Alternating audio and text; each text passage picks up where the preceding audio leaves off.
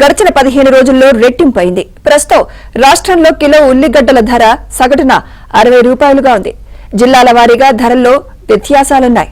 ఆదిలాబాద్ లో ఏకంగా కిలో ఉల్లి 80 రూపాయలకు ఎగబాకింది.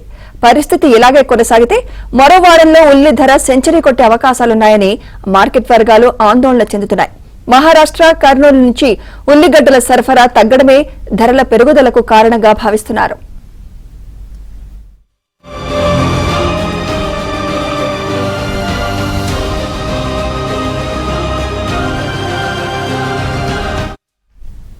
కర్నూలులో ఉల్లి విస్తీర్ణం 75,000 ఎకరాల నుంచి 20,000 ఎకరాలకు పడిపోవడంతో దిగుబడి తగ్గినట్లు గణాంకాలు చెబుతున్నాయి.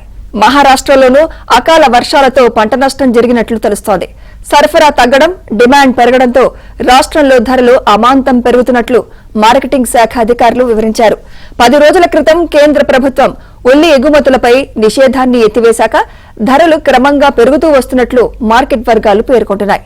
కాగా దేశంలో ఉల్లి ధరల నియంత్రణకు కేంద్ర ప్రభుత్వం 4.7 లక్షల మెట్రిక్ టన్నుల బఫర్ స్టాక్ ను మార్కెట్లోకి విడుదల చేసింది.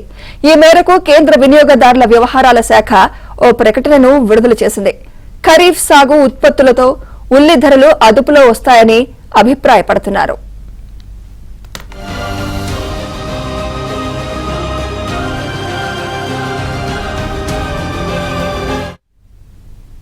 హైదరాబాద్ లోని సింహభాగం రైతు బజార్లలో సిద్దిపేటలో ఉల్లి ధర 60 రూపాయలుగా ఉంది. ఎర్రగడ్డ రైతు బజార్తో పాటు కరీంనగర్ మార్కెట్లో 55 రూపాయలు పలుకుతోంది. మిగతా చోట్ల ఈ ధరలు కొంత ఎక్కువగా ఉన్నాయి.